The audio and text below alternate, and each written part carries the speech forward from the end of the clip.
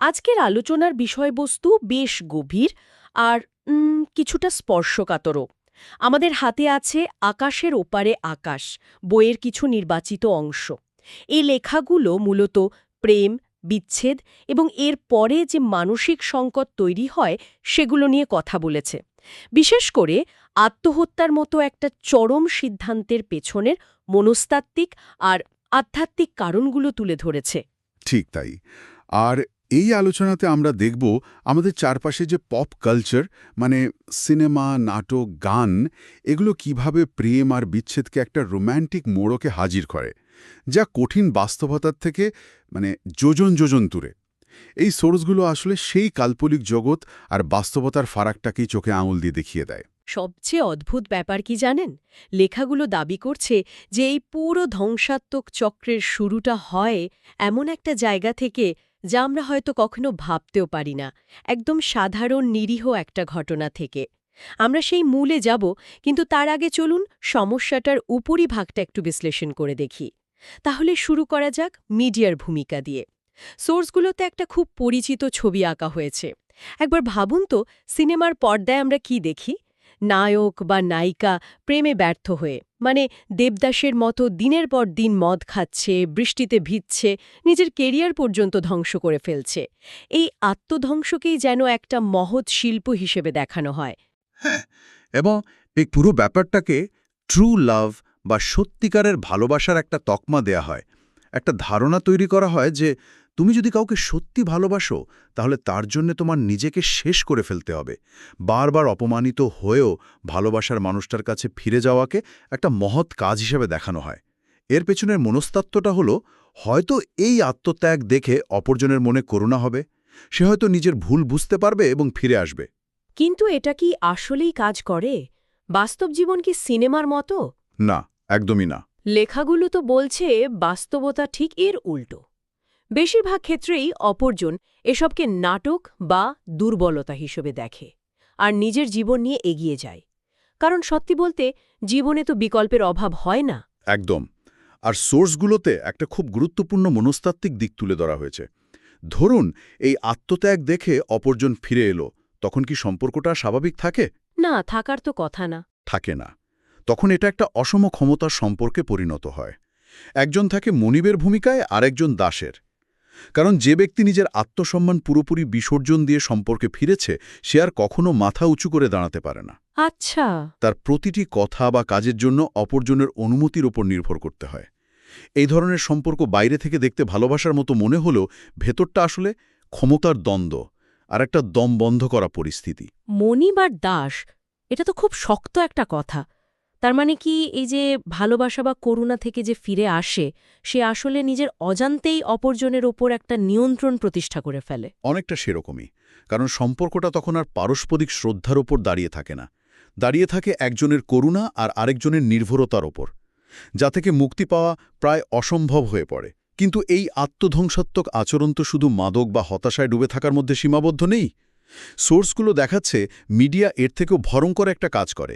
সেটা হলো আত্মহত্যার মতো বিষয়কে একটা গ্ল্যামার দিয়ে দেওয়া। ঠিক ঠিক ঠিক পয়েন্টটাতেই আমি আসছিলাম। সোর্সে একটা কাল্পনিক দৃশ্যের খুব সুন্দর বর্ণনা আছে। ভাবুন, বৃষ্টি ভেজা এক রাত কিংবা জ্যোৎস্না ভরা আকাশ, ব্যাকগ্রাউন্ডে একটা করুণ সুর বাজছে, আর গল্পের চরিত্রটা একটা সুইসাইড নোট লিখে রেখে জীবন শেষ করে দিচ্ছে। পুরো ব্যাপারটাকে এমনভাবে দেখানো হয় যেন এটা একটা ট্র্যাজিক কিন্তু মহৎ আত্মত্যাগ। এবং এর পেছনের ফ্যান্টাসিটা কি? ফ্যান্টাসিটা হলো, আমার মৃত্যুর পর যে আমাকে ছেড়ে চলে গেছে, সে সারা জীবন অপরাধবোধে ভুগবে। সে আর কখনো সুখী হতে পারবে না। আমার বন্ধুরা সোশ্যাল মিডিয়ায় রেস্ট ইন পিস লিখে প্রোফাইল কালো করে রাখবে। সবাই আমাকে একজন প্রকৃত প্রেমিক হিসেবে মনে রাখবে, যে ভালোবাসার জন্য জীবন উৎসর্গ করেছে। এটা একটা কাল্পনিক প্রতিশোধের মতো আর কি। কিন্তু সোর্সগুলো এই রঙিন ফ্যান্টাসির বেলুনটা খুব নির্দয়ভাবে ফাটিয়ে দেয়। কঠিন বাস্তবতা হল, পৃথিবী কারো জন্য থেমে থাকে না। হয়তো ২-১ সপ্তাহ শোক থাকবে, তারপর সবাই নিজের জীবন নিয়ে ব্যস্ত হয়ে যাবে। সবচেয়ে বড় কথা, কিছুদিন পর মানুষ আর তাকে বীর হিসেবে মনে রাখে না, বরং সমাজ তাকে কাপুরুষ, পরাজিত বা পাগল এই ধরনের তকমা দিয়ে দেয়, যে জীবনের সমস্যা থেকে পালিয়ে গেছে। আর সবচেয়ে মর্মান্তিক সত্যিটা হল, যার জন্যই আত্মত্যাগ, খুব সম্ভবত সেই সবার আগে নতুন সঙ্গী খুঁজে নেয় এবং জীবনকে পুরোপুরি উপভোগ করে, কারণ সে তো জীবন থেকে পালাতে চায়নি। চিরস্থায়ী অফুরন্ত কষ্টটা পেয়ে যান শুধুমাত্র বাবা আর মা। তাদের জীবনটা একটা জীবন্ত নরকে পরিণত হয়। এই প্রসঙ্গে সোর্সে নবী মোহাম্মদ সাল্লাল্লাহু আলাইহি ওয়াসাল্লামের একটি বাণী, একটি হাদিসের উদ্ধৃতি দেওয়া হয়েছে, যেখানে বলা হয়েছে, যে ব্যক্তি যেভাবে আত্মহত্যা করবে, পরকালে তার শাস্তি অনন্তকাল সেভাবেই চলতে থাকবে। এর মানে এখানে মুক্তি তো নেই, বরং এটা এক অন্তহীন যন্ত্রণার শুরু। তাহলে প্রশ্নটা দাঁড়ায়, মানুষ কেন এই ভয়াবহ ফ্যান্টাসির ফাঁদে পা দেয়? সোর্সগুলো এর পেছনে দুটো প্রধান কারণ চিহ্নিত করেছে। প্রথমত, প্রেম বা একটা সম্পর্ককে জীবনের একমাত্র উদ্দেশ্য বা সার্থকতা হিসেবে ধরে নেওয়া। আর দ্বিতীয়ত, জীবনের প্রকৃত উদ্দেশ্য সম্পর্কে পুরোপুরি অসচেতন থাকা। এখানে একটা গভীর আধ্যাত্মিক দৃষ্টিভঙ্গি তুলে ধরা হয়েছে। সোর্সগুলো বলছে, মানব জীবনের উদ্দেশ্য কেবল একটি সম্পর্ক বা একজন মানুষকে পাওয়া নয়, বরং এর চেয়েও অনেক বড় এবং মহৎ কিছু। সৃষ্টিকর্তার ইবাদত করা এবং বৃহত্তর অর্থে মানবজাতির কল্যাণে কাজ করা। যখন কোনো মানুষ জীবনের এই বৃহত্তর উদ্দেশ্যের সঙ্গে যুক্ত থাকে, তখন একটা সম্পর্ক ভেঙে যাওয়া তার কাছে কষ্টদায়ক হলেও সেটা জীবনকে অর্থহীন করে দেয় না। হতাশার মুহূর্তে আল্লাহর কাছে সাহায্য চাওয়ার কথা বলা হয়েছে, যেমনটা নবীরা করতেন। এই উদাহরণগুলো খুব শক্তিশালী।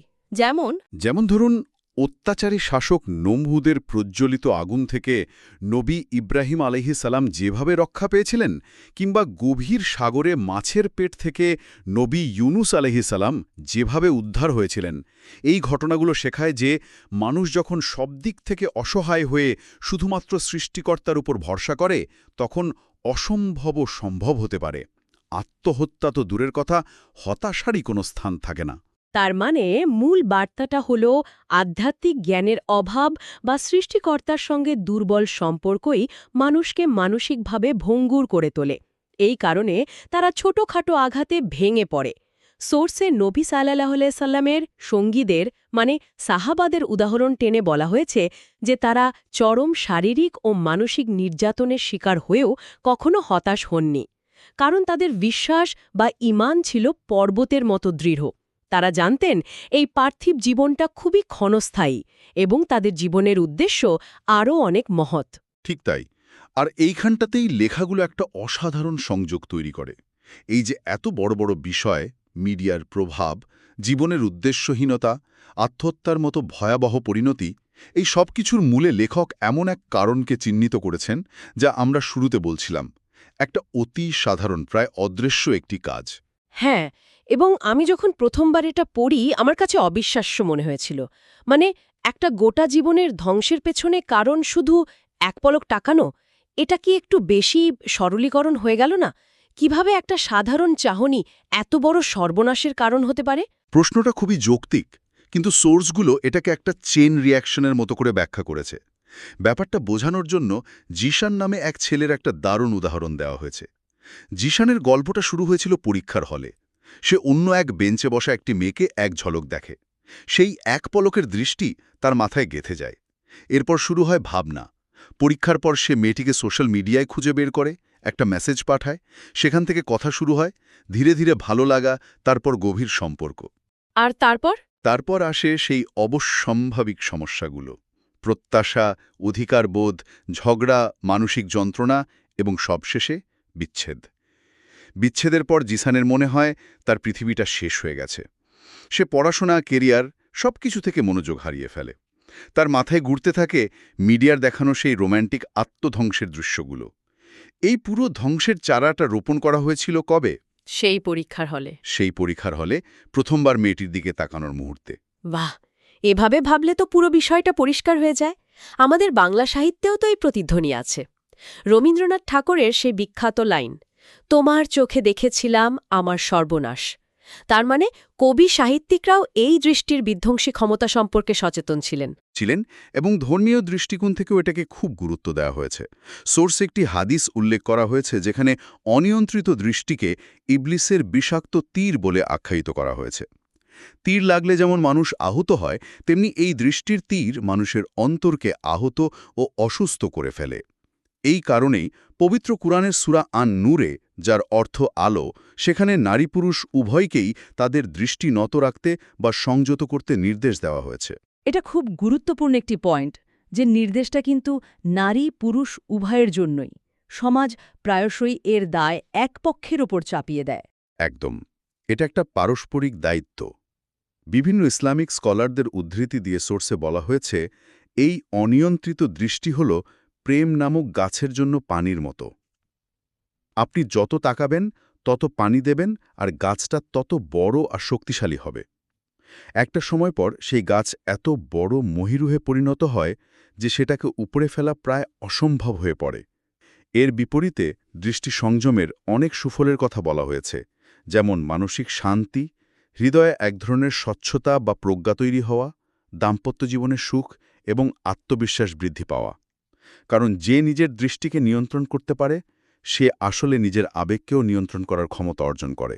তাহলে সমাধান কি? বিশেষ করে যে মানুষটি এর মধ্যেই মানসিক সংকটের গভীরে ডুবে আছে, তার জন্য তাৎক্ষণিক করণীয় কি? আর যারা এই পথে যাওয়া থেকে বাঁচতে চায়, তাদের জন্যই বা কি পরামর্শ?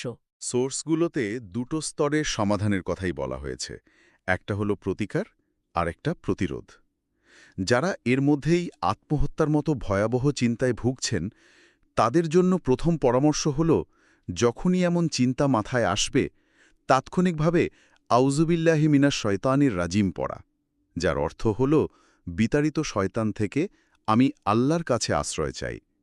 এটা মনকে অন্যদিকে ফেরাতে সাহায্য করে। এটা তো আধ্যাত্মিক প্রতিকার। এর পাশাপাশি বাস্তবসম্মত কোনো পদক্ষেপের কথা বলা হয়েছে? হ্যাঁ, অবশ্যই।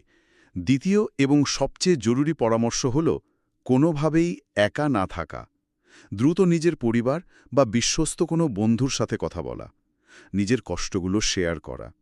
আর যদি প্রয়োজন হয়, সংকোচ না করে মানসিক স্বাস্থ্য বিশেষজ্ঞ বা মনোরোগ বিশেষজ্ঞের সাহায্য নেওয়া। এটা কোনো লজ্জার বিষয় নয়, বরং এটা নিজের প্রতি দায়িত্বের অংশ। আর প্রতিরোধের উপায়গুলো কি? মানে এই পিচ্ছিল পথে পা দেওয়া থেকে নিজেকে বাঁচানোর জন্য কি করা যেতে পারে? প্রতিরোধের মূল ভিত্তিটাই হল সেই দৃষ্টি সংযম। এর জন্য কিছু কার্যকরী কৌশলের কথা বলা হয়েছে, যেমন ধার্মিক এবং চরিত্রবান ব্যক্তিদের রোল মডেল হিসেবে গ্রহণ করা, যাদের জীবনযাপন আপনাকে প্রেরিত করে। দ্বিতীয়ত, যদি সামর্থ্য থাকে তবে বিয়ে করা, যা একটি বৈধ এবং সুন্দর উপায়ে মানসিক ও শারীরিক চাহিদা পূরণ করে। আর যদি সামর্থ্য না থাকে, তবে রোজা রাখার কথা বলা হয়েছে, যা প্রবৃত্তিকে নিয়ন্ত্রণে রাখতে সাহায্য করে। আজকালকার দিনে বিশেষ করে সোশ্যাল মিডিয়া আর সহশিক্ষার যুগে দৃষ্টি সংযম তো আরও কঠিন হয়ে গেছে। এ ব্যাপারে কোনো পরামর্শ আছে? হ্যাঁ, সোর্সগুলো এই বাস্তবতা স্বীকার করেই কিছু পরামর্শ দিয়েছে, যেমন যথাসম্ভব সহশিক্ষার প্রতিষ্ঠান এড়িয়ে চলার চেষ্টা করা, আর সোশ্যাল মিডিয়ায় বিপরীত লিঙ্গের মানুষদের সাথে অপ্রয়োজনীয় সংযোগ না রাখা, চ্যাটিং বা বন্ধুত্ব এড়িয়ে চলা। কারণ ডিজিটাল দুনিয়ার এই অনিয়ন্ত্রিত যোগাযোগই বিষাক্ত তীরের আধুনিক সংস্করণ। লেখাগুলোতে নিজেকে শাস্তি দেওয়ার একটা কৌশলের কথা বলা হয়েছে, যা আমার কাছে খুব আকর্ষণীয় মনে হয়েছে। ব্যাপারটা একটু বুঝিয়ে বলবেন? এটা আসলে একটা আত্মনিয়ন্ত্রণের কৌশল। ধরুন, আপনি সিদ্ধান্ত নিলেন যে আপনি দৃষ্টি সংযম করবেন, কিন্তু ভুলবশত আপনার দৃষ্টি চলে গেল।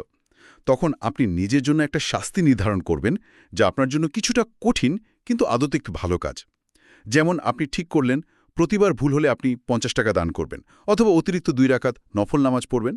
বাহ, এটা তো দারুণ একটা মনস্তাত্ত্বিক কৌশল। একদিকে নিজের ভুলের জন্য একটা মূল্য দিতে হচ্ছে, যা আপনাকে ভবিষ্যতে সতর্ক করবে। অন্যদিকে সেই ভুলের কারণে একটা ভালো কাজও হয়ে যাচ্ছে। ঠিক তাই। এতে দুটা লাভ। প্রথমত, আপনার নার্ভস বা প্রবৃত্তি বুঝবে যে একবারের আনন্দের জন্য তাকে একটা মূল্য দিতে হচ্ছে, ফলে সে ধীরে ধীরে নিয়ন্ত্রণে আসবে।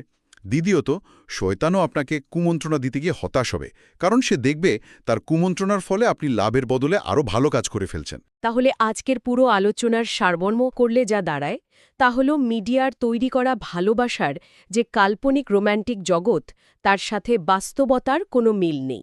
সেই কাল্পনিক জগতে বিশ্বাস করে মানুষ যখন হতাশ হয়, তখন তা তাকে আত্মধ্বংসের পথে ঠেলে দেয়। আর এই পুরো ভয়ঙ্কর চক্রের শুরুটা হতে পারে খুবই সাধারণ এবং নিরীহ দেখতে একটি অনিয়ন্ত্রিত দৃষ্টিপাত থেকে। একদম। এবং সমাধান হিসেবে প্রতিকারের চেয়ে প্রতিরোধের ওপরেই বেশি জোর দেওয়া হয়েছে। জীবনের বৃহত্তর উদ্দেশ্যকে বোঝা এবং দৃষ্টি সংযমের মতো ব্যক্তিগত শৃঙ্খলাকে কেবল কিছু নিয়মকানুন হিসাবে না দেখে বরং একটা শান্তিময়, স্থিতিশীল এবং অর্থবহ জীবনযাপনের চাবিকাঠি হিসেবে গ্রহণ করার কথা বলা হয়েছে। এটা নিজেকে শাস্তি দেওয়া নয়, বরং নিজেকে রক্ষা করা। এই লেখাগুলো ব্যক্তির আধ্যাত্মিক শৃঙ্খলা এবং দায়িত্বের ওপর অনেকখানি জোর দিয়েছে। এখান থেকে আমার মনে একটা গভীর প্রশ্ন তৈরি হচ্ছে। এই যে একজন ব্যক্তির আত্মনিয়ন্ত্রণ এবং জীবনের উচ্চতর উদ্দেশ্য খুঁজে বের করার প্রচেষ্টা, এই যাত্রায় আমাদের সমাজ, আমাদের শিক্ষা ব্যবস্থা, আমাদের পরিবার, এদের সামগ্রিক কাঠামো ও মূল্যবোধ কতটা সহায়ক ভূমিকা পালন করতে পারে অথবা কতটা প্রতিবন্ধক হতে পারে, এটা বোধহয় আমাদের সবারই ভেবে দেখার বিষয়।